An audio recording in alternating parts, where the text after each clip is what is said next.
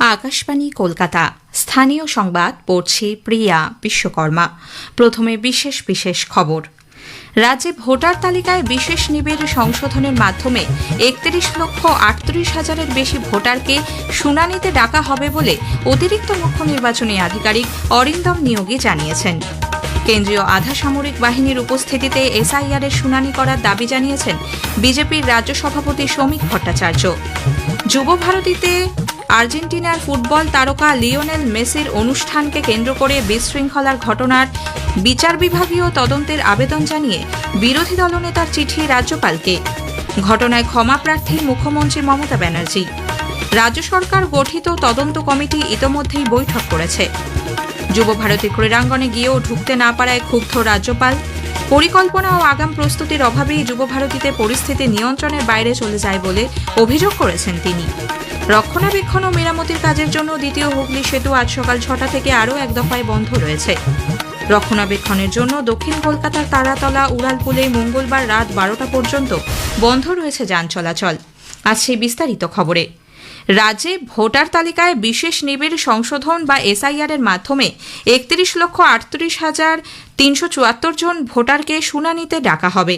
অতিরিক্ত মুখ্য নির্বাচনী আধিকারিক অরিন্দম নিয়োগী গতকাল আকাশবাণীকে একথা জানিয়ে বলেন, গত 2002-এর তালিকার সঙ্গে এই ভোটারদের ম্যাপিং হয়নি। বাবা মার সঙ্গে ভোটদাতার বয়সের পার্থক্য 15 বছরের কম অথবা 50 বছরের বেশি হলে বিশেষ গুরুত্ব দিয়ে সেগুলি যাচাই করা হচ্ছে বলে তিনি জানান। পশ্চিমবঙ্গে এসআইআর এর প্রথম পর্যায়ের কাজ শেষ হয়ে গেছে। 7,66,37,529 জন ভোটার এসআইআর এর আওতায় এসেছেন। এর মধ্যে 7,08,16,616 জন ভোটারের এনিউমারেশন ফর্ম ডিজিটাইজড হয়েছে, অর্থাৎ 92.4%। এছাড়া 31,38,374 জন 2002-এর সাথে ম্যাপিং হয়নি, তাদের বিভিন্ন জায়গায় ইআরও এবং এইআরওরা হিয়ারিং এ ডাকবে। এদিকে কেন্দ্রীয় আধা সামরিক বাহিনীর উপস্থিতিতে ভোটার তালিকায় বিশেষ নিবিড় সংশোধনী এসআইআর-এর শুনানি করার দাবি জানিয়েছেন বিজেপির রাজ্য সভাপতি শ্রমিক ভট্টাচার্য। কলকাতায় গতকাল এক সাংবাদিক বৈঠকে তিনি বলেন, রাজ্য সরকার এবং পুলিশ নিরাপত্তার ব্যাপারে সম্পূর্ণ উদাসীন। সম্পূর্ণ প্রক্রিয়ার লাইভ স্ট্রিমিংয়েরও প্রয়োজন রয়েছে বলে মত প্রকাশ করেন তিনি। নির্বাচন কমিশনের কাছে আমাদের দাবি, প্রত্যেক বুথে সিসিটিভির প্রয়োজন, লাইভ স্ট্রিমিং যাতে হয় সেটা দেখার প্রয়োজন, এবং এর দায়িত্ব সম্পূর্ণ বিডিও এবং এসডিও কে দিতে হবে, কোনো পার্টি অফিস নয়। প্রকাশ্যে শুনানির সময় যেন আধা সামরিক বাহিনী রেখে তারপরে শুনানির ব্যবস্থা করা হয়, কারণ পুলিশ এখানে নিরাপত্তা দেবে না। নিরাপত্তা দেবার পরিবর্তে কিছু জায়গায় পুলিশই আক্রমণ করবে। যুব ভারতী ক্রীড়াঙ্গনে আর্জেন্টিনার ফুটবল তারকা লিওনেল মেসির অনুষ্ঠানকে কেন্দ্র করে বিশৃঙ্খলার ঘটনায় উত্তাল রাজ্য রাজনীতি। ঘটনার বিচার বিভাগীয় তদন্তের আবেদন জানিয়ে বিরোধী দলনেতা শুভেন্দু অধিকারী রাজ্যপাল ডক্টর সিভি আনন্দ বোসকে চিঠি দিয়েছেন। হুগলির বলাগড়ে গতকাল দলের পরিবর্তন সংকল্প সভায় যোগ দিয়ে সাংবাদিকদের মুখোমুখি হয়ে শ্রী অধিকারী জানান, হাইকোর্টের বিচারপতির নেতৃত্বে তদন্ত কমিটি গঠনের পাশাপাশি টিকিটের দাম ফেরানো, অরূপ বিশ্বাস এবং সুজিত বসুকে মন্ত্রিসভা থেকে বরখাস্ত ও আইনি পদক্ষেপ গ্রহণের দাবিও জানিয়েছেন তিনি ওই চিঠিতে। মেসির নাম করে কোটি কোটি টাকা লুট করলো। মমতা ব্যানার্জিকে বলবো, হায়দ্রাবাদে অনুষ্ঠান হয়েছে, দিল্লি মুম্বাইতে হবে, একটু দেখে আসুন। এবং আমি রাজ্যপালকে লিডার অব অপোজিশন হিসেবে আমি রিটিন মেল করেছি। 1 নম্বর দাবি হচ্ছে সবার টিকিটের দাম ফেরাতে হবে। 2 নম্বর দাবি হচ্ছে শুধু শতদ্রু নয়, অরূপ বিশ্বাস এবং সুজিত বসুকে মন্ত্রিসভা থেকে বরখাস্ত এবং আইনি পদক্ষেপ নিতে হবে। তৃতীয় হচ্ছে মমতার কালীঘাটের পাড়ার ইনকোয়ারি চলবে না। সিটিং জাজকে দিয়ে সিট বানিয়ে কলকাতা পুলিশকে বাইরে রেখে ইনভেস্টিগেশন করতে হবে। কেন্দ্রীয় প্রতিমন্ত্রী সুকান্ত মজুমদার বলেছেন, বাংলার ফুটবলের ইতিহাসে এটি কলঙ্কময় দিন। তদন্ত কমিটিতে মুখ্য সচিব থাকায় অভিযুক্ত আধিকারিকদের বিরুদ্ধে তিনি ব্যবস্থা নেবেন কিনা সে বিষয়ে সন্দেহের অবকাশ রয়েছে বলে মন্তব্য করেন সুকান্তবাবু। বিজেপির রাজ্য সভাপতি শ্রমিক ভট্টাচার্য বলেছেন, টিকিটের কালোবাজারি, অতিরিক্ত অর্থ আদায়, ভাঙচুর, অগ্নিসংযোগ, পুলিশের লাঠিচার্জ এবং বহু দর্শকের আহত হওয়ার ঘটনায় রাজ্যের প্রশাসনিক ব্যর্থতা ফের প্রকাশ্যে এসেছে। যুব ভারতী ক্রীড়াঙ্গনে মেসিকে নিয়ে সৃষ্ট পরিস্থিতি অত্যন্ত দুর্ভাগ্যজনক এবং কলকাতার লজ্জা বলে সিপিআইএম এর কেন্দ্রীয় কমিটির সদস্য সুজন চক্রবর্তী মন্তব্য করেছেন। যে ঘটনা ঘটেছে যেমন দুর্ভাগ্যজনক, কলকাতা যেমন লজ্জা, এর দায় পুরোপুরি নিতে হবে সরকারের যারা মাথা, তারা এই সমস্ত ব্যবস্থা করেছেন অন্য কোনো ভিন্ন উদ্দেশ্যে। তদন্ত কমিটি করা হয়েছে, তদন্ত কমিটি তো মমতা কমিটি, এই তদন্তের নাম করে মানুষকে যেন বিপদে না ফেলে। যদি সত্যি কোনো তদন্ত হয়, সংগঠকদের কোমরে দড়ি বেঁধে জেলে পড়া উচিত। এত বড় লজ্জা বাংলার এবং কলকাতা যারা করেছেন তাদের কোনো ছাড় হতে পারে না। কংগ্রেস নেতা অধীর রঞ্জন চৌধুরী বলেন, যুব ভারতীর ঘটনায় কলকাতার ভাবমূর্তি নষ্ট হয়েছে। পশ্চিমবঙ্গের মানুষের সঙ্গে এইভাবেই খেলা হয়, প্রতিশ্রুতি দেওয়া হয়, প্রতিশ্রুতি ভঙ্গ করা হয়। যে খেলা যুব ভারতীর প্রাঙ্গণে হয়েছে, সেই খেলায় খেলতে অভ্যস্ত বাংলার দিদি। এই মেসি যেমন কাটছাট করে যুব ভারতীর প্রোগ্রাম চলে যেতে হলো, বাংলার পিসিকেও মেসির মতনই চলে যেতে হবে এই খেলা খেলতে গিয়ে। এদিকে সামাজিক মাধ্যমে মুখ্যমন্ত্রী মমতা ব্যানার্জি দুর্ভাগ্যজনক এই ঘটনার জন্য লিওনেল মেসি এবং সমস্ত ফুটবল প্রেমীর কাছে ক্ষমা চেয়েছেন।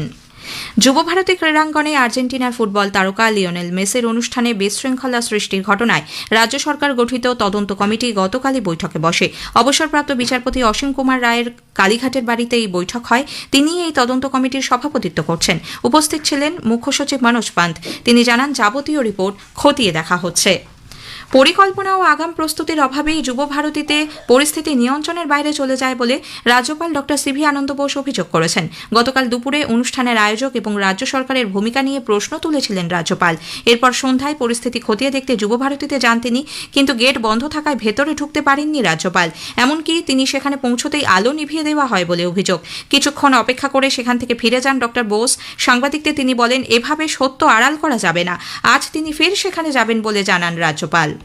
This visit will unlock many locked doors. The authorities were informed well in time through the protocol.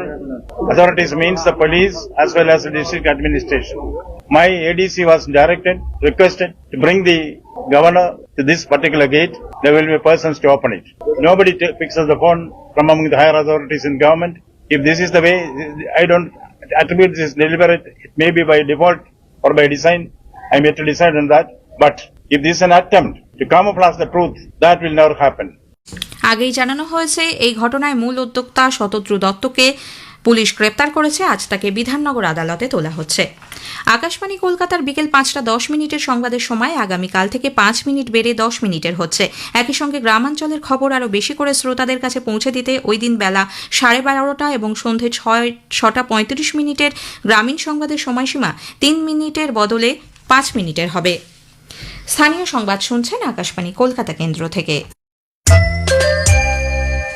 জরুরি রক্ষণাবেক্ষণ ও মেরামতির কাজের জন্য কলকাতা ও হাওড়ার মধ্যে সংযোগকারী বিদ্যাসাগর সেতু আজ সকাল 6টা থেকে আরও এক দফায় সম্পূর্ণ বন্ধ রয়েছে। দুপুর 2টো পর্যন্ত এই সেতুর ওপর দিয়ে কোনো যান চলাচল করবে না। এদিকে ভারবহন ক্ষমতা সহ বেশ কিছু রক্ষণাবেক্ষণের কাজের জন্য দক্ষিণ কলকাতার তারাতলা উড়ালপুল বন্ধ রয়েছে। মঙ্গলবার রাত 12টা পর্যন্ত এই উড়ালপুলের ওপর দিয়ে কোনো যান চলাচল করবে না। জয়হিন্দ বিমানবন্দর থেকে শহীদ ক্ষুদিরাম স্টেশন পর্যন্ত সরাসরি মেট্রো পরিষেবা শুরু হচ্ছে আগামীকাল। সকাল ও রাতের ব্যস্ত সময়ে এই করিডোরের নোয়াপাড়া হয়ে পরীক্ষামূলকভাবে 2টি ট্রেন চলাচল করবে বলে মেট্রো কর্তৃপক্ষ জানিয়েছে। প্রথম ট্রেনটি সকাল 9:36 এবং দ্বিতীয় ট্রেনটি রাত 9টায় জয়হিন্দ বিমানবন্দর স্টেশন থেকে ছাড়বে। কলকাতা প্রেস ক্লাবের সভাপতি হিসেবে পুনর্নির্বাচিত হয়েছেন স্নেহাশিস সুর। সম্পাদক পদে দায়িত্ব নিয়েছেন কিংসুক প্রামাণিক। গতকাল ক্লাবের বার্ষিক সাধারণ সভা শেষে সাধারণ সদস্যদের ভোটাভুটিতে তাঁরা নির্বাচিত হন। অন্যদিকে যুগ্ম সহসভাপতি হিসেবে শৈবাল বিশ্বাস ও শুভদ্যুতি দত্ত নির্বাচিত হয়েছেন। বিনা প্রতিদ্বন্দ্বিতায় সহ সম্পাদক হয়েছেন নিতাই মালাকার। কোষাধ্যক্ষ পদে জয়ী হয়েছেন অরিজিৎ দত্ত। 9 সদস্যের এক্সিকিউটিভ কমিটির জন্য প্রতিদ্বন্দ্বিতা করেছিলেন 13 জন। উত্তর 24 পরগনার সন্দেশখালীতে শাহজাহান শেখের বিরুদ্ধে মামলার প্রধান সাক্ষী ভোলা ঘোষকে খুনের চেষ্টার অভিযোগে পুলিশ এক জেলা পরিষদ সদস্য সহ 2 জনকে গ্রেপ্তার করেছে। ধৃতদের গতকাল বসিরহাট মহকুমা আদালতে তোলা হলে 9 দিনের পুলিশ হেফাজতে পাঠান বিচারক। বড়দিনের প্রাক্কালে লোকভবনে গতকাল ক্রিসমাসের বিশেষ অনুষ্ঠানের আয়োজন করা হয়। অনুষ্ঠানে যোগ দিয়ে রাজ্যপাল ডক্টর সিভি আনন্দ বোস জানান, ক্রিসমাস ভালোবাসা ও ক্ষমতার প্রতীক। সমাজসেবায় অনন্য অবদানের জন্য বিশিষ্ট ব্যক্তিদের সম্বর্ধনা জানান তিনি। বেতন বৃদ্ধি সহ একাধিক দাবিতে আনএডেড মাদ্রাসা শিক্ষক ও কর্মচারীদের লাগাতার ধর্ণা আন্দোলনের কর্মসূচিতে শর্ত সাপেক্ষে অনুমতি দিয়েছে কলকাতা হাইকোর্ট। সল্টলেকে ধর্ণায় বসার জন্য পুলিশের অনুমতি না পাওয়ায় হাইকোর্টের দ্বারস্থ হয় ওয়েস্ট বেঙ্গল আনএইডেড মাদ্রাসা ঐক্য মঞ্চ।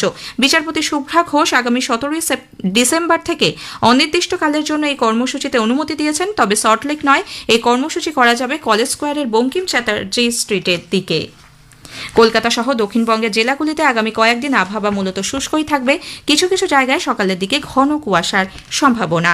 শেষ করার আগে স্থানীয় সংবাদের বিশেষ কিছু অংশ আরও একবার।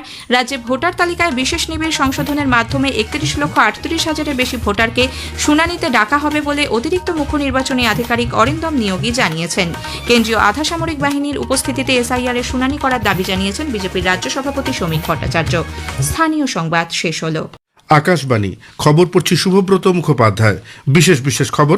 কেন্দ্রীয় স্বরাষ্ট্রমন্ত্রী অমিত শাহ বলেছেন, সরকার আগামী 5 বছরের মধ্যে বস্তারকে সবথেকে উন্নত আদিবাসী অধ্যুষিত অঞ্চল হিসেবে গড়ে তুলবে। প্রধানমন্ত্রী নরেন্দ্র মোদী আগামীকাল 3 দেশ সফরের প্রথম পর্যায়ে জর্ডন যাচ্ছেন। রাষ্ট্রপতি দ্রৌপদী মুর্মু আজ নতুন দিল্লির বিজ্ঞান ভবনে 2025 সালের জাতীয় শক্তি সংরক্ষণ পুরস্কার প্রাপকদের হাতে তুলে দেবেন। বিশ্ব ফুটবলের মহাতারকা লিওনেল মেসির হায়দ্রাবাদ সফর নির্বিঘ্নে সম্পন্ন। কলকাতা যুব ভারতী ক্রীড়াঙ্গনে মেসির অনুষ্ঠানে বিশৃঙ্খলার ঘটনায় মূল উদ্যোক্তা গ্রেপ্তার। ভারত আজ তৃতীয় টি-20 ক্রিকেট ম্যাচে দক্ষিণ আফ্রিকার মুখোমুখি হবে। আসছে বিস্তারিত খবরে। কেন্দ্রীয় স্বরাষ্ট্রমন্ত্রী অমিত শাহ বলেছেন যে নকশালবাদ কারো কোনো উপকারে আসে না, বরং শান্তি উন্নয়নের পথ প্রশস্ত করতে পারে। ছত্তিশগড়ের জগদলপুরে বস্তার অলিম্পিক্সের সমাপ্তি অনুষ্ঠানে ভাষণে তিনি আগামী বছর 31শে মার্চের মধ্যে নকশালবাদ নির্মূল করার জন্য সরকারের সংকল্প পুনর্ব্যক্ত করেন। তিনি বলেন, কেন্দ্র আগামী 5 বছরের মধ্যে ছত্তিশগড়ের বস্তার বিভাগকে দেশের সবচেয়ে উন্নত আদিবাসী অধ্যুষিত অঞ্চলে রূপান্তরিত করার সিদ্ধান্ত নিয়েছে। अगले 5 साल में हम बस्तर को देश का सबसे विकसित आदिवासी संभाग बनाने का निर्णय करते हैं और इसमें विष्णुदेव साय जी के नेतृत्व में छत्तीसगढ़ सरकार और हमारे प्रधानमंत्री के नेतृत्व में भारत सरकार कंधे से कंधा मिलाकर बस्तर को विकसित बस्तर बनाने के लिए हम आगे बढ़ेंगे। जब मैं विकसित बस्तर का शब्द प्रयोग कर रहा हूं, तब हर व्यक्ति के घर में सुविधाएं तो होगी ही होगी, हर गांव रोड से जुड़ा हुआ होगा, हर गांव में बिजली होगी, 5 किलोमीटर के क्षेत्र में बैंकिंग सुविधाएं होगी और सबसे घने पीएचसी सीएचसी का जाला बुनने का काम भी ये भारतीय जनता पार्टी की दोनों सरकारें करेंगी। স্বরাষ্ট্রমন্ত্রী নিষিদ্ধ মাওবাদী সংগঠনের সঙ্গে যুক্ত থাকা ব্যক্তিদের অস্ত্র সমর্পণ করে সমাজের মূল স্রোতে যোগ দেবার আবেদন জানান। প্রধানমন্ত্রী নরেন্দ্র মোদী আগামীকাল 3 দেশ সফরের প্রথম পর্যায়ে জর্ডন যাচ্ছেন। সে দেশের রাজা দ্বিতীয় আবদুল্লাহ বিন আল হোসেনের আমন্ত্রণে প্রধানমন্ত্রীর এই দ্বিপাক্ষিক সফর। ভারত ও জর্ডনের মধ্যে কূটনৈতিক সম্পর্কের 75 বছর পূর্তিও হচ্ছে এবছর। নতুন দিল্লি এবং আম্মানের মধ্যে উচ্চ পর্যায়ের রাজনৈতিক সংযোগের আবহে প্রধানমন্ত্রীর এই সফর যথেষ্ট তাৎপর্যপূর্ণ। ভারত ও জর্ডনের মধ্যে মজবুত অর্থনৈতিক বন্ধন রয়েছে। জর্ডনের তৃতীয় বৃহত্তম বাণিজ্য অংশীদার হিসেবে ভারত ও সে দেশের মধ্যে দ্বিপাক্ষিক বাণিজ্যের পরিমাণ 280 কোটি মার্কিন ডলারে পৌঁছেছে। জর্ডন মূলত ভারতে সার, ফসফেট এবং পটাশ সরবরাহ করে থাকে, যা ভারতের কৃষিক্ষেত্রের জন্য অত্যন্ত গুরুত্বপূর্ণ। দ্বিপাক্ষিক সহযোগিতার অঙ্গ হিসেবে জর্ডন ইন্ডিয়া ফার্টিলাইজার কোম্পানি গড়ে তোলা হয়েছে। ভারতের ইফকো এবং জর্ডন ফসফেট মাইন্সের যৌথ উদ্যোগে গড়ে তোলা এই কোম্পানি ভারতে ফসফরিক অ্যাসিডের রপ্তানি অক্ষুণ্ণ রাখবে। এছাড়া ভারতের 15টি পোশাক কোম্পানি জর্ডনে পোশাক রপ্তানি করে থাকে। মুক্ত বাণিজ্য চুক্তির আওতায় এই কোম্পানিগুলি সে দেশে বিশেষ সুবিধা ভোগ করে। ভারত ও জর্ডনের দ্বিপাক্ষিক সম্পর্ক নিয়ে সেদেশে নিযুক্ত ভারতীয় রাষ্ট্রদূত মনীষ চৌহান দুদেশের মধ্যে মজবুত বাণিজ্য সম্পর্কের কথা তুলে ধরেন। There is an excellent relationship already between India and Jordan in all spheres, be it economic or cultural. We are the fourth or now perhaps the third largest trading partner with Jordan. We have a very strong cooperation in the field of food security. We also have a very strong cultural and people-to-people connect. There is a vibrant Indian community of approximately 18,000 people. And together with our Indian community, they provide the backbone on which we are building stronger and stronger ties between our two friendly countries. 3 দেশ সফরের পরবর্তী পর্যায়ে প্রধানমন্ত্রী 16 December Ethiopia যাবেন। ইথিওপিয়ার প্রধানমন্ত্রী doctor আবিই Ahmed আলীর সঙ্গে তাঁর একক ও প্রতিনিধি পর্যায়ের বৈঠক হবে। সেখান থেকে সফরের শেষ পর্যায়ে প্রধানমন্ত্রী ওমান যাবেন। বিজেপি সভাপতি এবং কেন্দ্রীয় স্বাস্থ্য ও পরিবার কল্যাণ মন্ত্রী জগৎ প্রকাশ নাড্ডা বলেছেন যে প্রধানমন্ত্রী নরেন্দ্র মোদীর নেতৃত্বে ভারত দ্রুত একটি উন্নত জাতিতে পরিণত হওয়ার দিকে এগিয়ে যাচ্ছে। হিমাচল প্রদেশের সিমলায় বিজেপির রাজ্য কার্যালয়ের ভিত্তিপ্রস্তর স্থাপন অনুষ্ঠানের পর আয়োজিত এক সংবর্ধনা অনুষ্ঠানে তিনি এই মন্তব্য করেন। পাঞ্জাবে জেলা পরিষদ এবং পঞ্চায়েত সমিতির নির্বাচনে ভোট গ্রহণ আজ সকাল 8টা থেকে শুরু হবে। আম আদমি পার্টি, কংগ্রেস, শিরোমণি অকালি দল, বিজেপি এবং নির্দল সহ 9,000-এরও বেশি প্রার্থী প্রতিদ্বন্দ্বিতায় রয়েছেন। ভোট গ্রহণ চলবে বিকেল 4টে পর্যন্ত। ভোট নেওয়া হচ্ছে ব্যালট পেপারে। ভোট গণনা 17 ডিসেম্বর। এদিকে তেলেঙ্গানাতেও আজ গ্রাম পঞ্চায়েত নির্বাচনের দ্বিতীয় পর্যায়ের ভোট গ্রহণ করা হবে। এই পর্যায়ে 4,332টি আসনে বিভিন্ন দলের প্রার্থীদের রাজনৈতিক ভাগ্য নির্ধারিত হবে। রেলমন্ত্রী অশ্বিনী বৈষ্ণব বন্দে ভারত এক্সপ্রেস যে এলাকা দিয়ে যাবে সেখানের স্থানীয় খাবার যাত্রীদের পরিবেশন করার বিষয়ে গতকাল আলোচনা করেন। রেল ভবনে ঊর্ধ্বতন আধিকারিকদের সঙ্গে মতবিনিময় করার সময় তিনি বলেন, এর মাধ্যমে যাত্রীরা স্থানীয় রান্নার স্বাদ পাবেন। মন্ত্রী আরও বলেন, আইআরসিটিসির ওয়েবসাইটে কঠোর নজরদারি চালানোর ফলে এখন প্রতিদিন 5,000 নতুন অ্যাকাউন্ট তৈরি হচ্ছে। আগে দৈনিক 1 লক্ষ অ্যাকাউন্ট তৈরি হতো। খবর শুনছেন আকাশবাণী থেকে। রাষ্ট্রপতি দ্রৌপদী মুর্মু আজ নতুন দিল্লির বিজ্ঞান ভবনে 2025 সালের জাতীয় শক্তি সংরক্ষণ পুরস্কার প্রাপকদের হাতে তুলে দেবেন। অনুষ্ঠানে উপস্থিত থাকবেন কেন্দ্রীয় বিদ্যুৎ ও আবাসন মন্ত্রী মনোহর লাল, বিদ্যুৎ প্রতিমন্ত্রী শ্রীপদ নায়েক প্রমুখ। উল্লেখ্য, শক্তি সাশ্রয় এবং শক্তি সংরক্ষণের ব্যবহারিক অনুশীলন সম্পর্কে জনসচেতনতা বৃদ্ধি করার লক্ষ্যে ভারতের শক্তি মন্ত্রক 1991 সাল থেকে আজকের দিনটিকে জাতীয় শক্তি সংরক্ষণ দিবস হিসাবে উদযাপন করে আসছে। নতুন দিল্লির All India Institute of Medical Sciences AIIMS ভারতে উন্নত মানের স্ট্রোক চিকিৎসার জন্য সুপারনোভা স্টেন্টের রোগীদের উপর বিশেষ পরীক্ষা করেছে। এইমস জানিয়েছে, সুপারনোভা দেশের বিপুল সংখ্যক রোগীর কথা ভেবেই তৈরি করা হয়েছে, যেখানে পশ্চিমের দেশগুলির তুলনায় কম বয়সীদের স্ট্রোকের প্রভাব অনেক বেশি। সুপারনোভা এর মধ্যে দক্ষিণ পূর্ব এশিয়ার 300-রও বেশি রোগীর ওপর চিকিৎসা করা হয়েছে। মেডিকেল ইনস্টিটিউট জানিয়েছে, সুপারনোভা স্টেন্ট এখন দেশে তৈরি করা হবে, যা প্রতি বছর স্ট্রোকে আক্রান্ত 17 লক্ষেরও বেশি রোগীর জন্য আশার আলো দেখাবে। জাতীয় রাজধানী অঞ্চলে বাতাসের গুণগত মান অত্যধিক খারাপ হওয়ার কারণে দিল্লির শিক্ষা দপ্তর সেখানকার সমস্ত স্কুলে 9ম শ্রেণী পর্যন্ত সফট ক্লাসের এবং একাদশ শ্রেণীর ছাত্রছাত্রীদের হাইব্রিড মোডে ক্লাস নেবার নির্দেশ দিয়েছে। কমিশন ফর এয়ার কোয়ালিটি ম্যানেজমেন্টের জারি করা এক নির্দেশিকার প্রেক্ষিতে শিক্ষা দপ্তরের এই সিদ্ধান্ত। ওই নির্দেশিকায় গ্রেডেড রেসপন্স অ্যাকশন প্ল্যানের আওতায় 4র্থ স্তরের সতর্কতা নেওয়ার কথা বলা হয়েছে। এই স্তরে সমস্ত নির্মাণ কার্য এবং অপ্রয়োজনীয় ট্রাক জাতীয় রাজধানী অঞ্চলে ঢোকা থেকে বিরত থাকবে। 10ম এবং দ্বাদশ শ্রেণীর ছাত্রছাত্রীদের অবশ্য স্কুলে গিয়েই ক্লাস করতে বলা হয়েছে। 15 ডিসেম্বর থেকে বিকেল 5টা 10 মিনিটের সংবাদের সময় 5 মিনিট বেড়ে 10 মিনিটের হচ্ছে। একই সঙ্গে গ্রামাঞ্চলের খবর আরও বেশি করে শ্রোতাদের কাছে পৌঁছে দিতে ওই দিন বেলা 12:30 এবং সন্ধ্যে 6টা 35 মিনিটের গ্রামীণ সংবাদের সময়সীমা 3 মিনিটের বদলে 5 মিনিটের হবে। বিশ্ব ফুটবলের মহাতারকা আর্জেন্টিনার ফুটবলার লিওনেল মেসির হায়দ্রাবাদ সফর গতরাতে নির্বিঘ্নে শেষ হয়েছে। হায়দ্রাবাদের উপ্পালে রাজীব গান্ধী আন্তর্জাতিক ক্রিকেট স্টেডিয়ামে মেসি, রদ্রিগো ডিপল এবং লুইস সুয়ারেজ এই 3 ত্রয়ীকে দর্শকরা প্রত্যক্ষ করেন। কানায় কানায় পূর্ণ স্টেডিয়ামে দর্শকদের মুগ্ধ করেন এই ত্রয়ী। তারা একটি পেনাল্টি শুটআউটে অংশ নেন। তেলেঙ্গানার মুখ্যমন্ত্রী রেভান্ত রেড্ডি নিজেও ফুটবল জার্সি পরে ওই খেলায় অংশগ্রহণ করেন। স্টেডিয়াম ছাড়ার আগে তারা শিশুদের সঙ্গে একটি ফুটবল ক্লিনিক পরিচালনা করেন। সংবর্ধনা অনুষ্ঠানে কংগ্রেস নেতা রাহুল গান্ধী যোগ দেন। মেসি একটি 7-a-সাইড প্রদর্শনী ম্যাচের বিজয়ী দলের হাতে পুরস্কার তুলে দেন। আজ মুম্বাইতে বিভিন্ন অনুষ্ঠানে যোগ দেওয়ার কথা মেসিদের। এরপর তারা যাবেন দিল্লিতে, সেখানে প্রধানমন্ত্রী নরেন্দ্র মোদীর সঙ্গে সাক্ষাৎ হওয়ার কথা আর্জেন্টিনার তারকার। এদিকে পশ্চিমবঙ্গের সল্টলেকের যুবভারতী ক্রীড়াঙ্গনে মেসির অনুষ্ঠানে বিশৃঙ্খলার জন্য উদ্যোক্তা শতদ্রু দত্তকে পুলিশ গ্রেপ্তার করেছে। পুলিশের মহানির্দেশক রাজীব কুমার জানিয়েছেন, আয়োজকদের টিকিটের টাকা ফেরতেরও নির্দেশ দেওয়া হয়েছে। এডিজি আইন শৃঙ্খলা জাভেদ শামীম জানিয়েছেন, ঘটনার তদন্ত শুরু হয়েছে। এর আগে রাজ্যপাল ডক্টর সিভি আনন্দ বোস অনুষ্ঠানের আয়োজক এবং স্পন্সরদের দ্রুত গ্রেপ্তার করার জন্য রাজ্য সরকারকে নির্দেশ দেন। এই দিনটিকে কলকাতার ক্রীড়াপ্রেমী মানুষদের জন্য কালো দিন বলে উল্লেখ করেন তিনি। এদিকে এই ঘটনায় রাজ্য সরকার অবসরপ্রাপ্ত বিচারপতি অসীম কুমার রায়ের নেতৃত্বে একটি তদন্ত কমিটি গঠন করেছে। রাজ্য সরকার গঠিত ওই তদন্ত কমিটি গতকালই বৈঠকে বসে। মুখ্য সচিব মনোজ পন্ত জানান, গোটা ঘটনার যাবতীয় রিপোর্ট খতিয়ে দেখা হচ্ছে। ভারত আজ তৃতীয় টি20 ক্রিকেট ম্যাচে দক্ষিণ আফ্রিকার মুখোমুখি হবে। ধরমশালার হিমাচল প্রদেশে ক্রিকেট অ্যাসোসিয়েশন স্টেডিয়ামে খেলা শুরু হবে সন্ধ্যে 7টায়। 5 ম্যাচের টি20 সিরিজে উভয় দলই একটি করে ম্যাচ জিতেছে। শেষ করার আগে খবরের বিশেষ কিছু অংশ আরও একবার। কেন্দ্রীয় স্বরাষ্ট্রমন্ত্রী অমিত শাহ বলেছেন, সরকার আগামী 5 বছরের মধ্যে বস্তারকে সবথেকে উন্নত আদিবাসী অধ্যুষিত অঞ্চল হিসেবে গড়ে তুলবে। প্রধানমন্ত্রী নরেন্দ্র মোদী আগামীকাল 3 দেশ সফরের প্রথম পর্যায়ে জর্ডন যাচ্ছেন। রাষ্ট্রপতি দ্রৌপদী মুর্মু আজ নতুন দিল্লির বিজ্ঞান ভবনে 2025 সালের জাতীয় শক্তি সংরক্ষণ পুরস্কার প্রাপকদের হাতে তুলে দেবেন। বিশ্ব ফুটবলের মহাতারকা লিওনেল মেসির হায়দ্রাবাদ সফর নির্বিঘ্নে সম্পন্ন। কলকাতার যুব ভারতী ক্রীড়াঙ্গনে মেসির অনুষ্ঠানে বিশৃঙ্খলার ঘটনায় মূল উদ্যোক্তা গ্রেপ্তার। খবর শেষ হলো।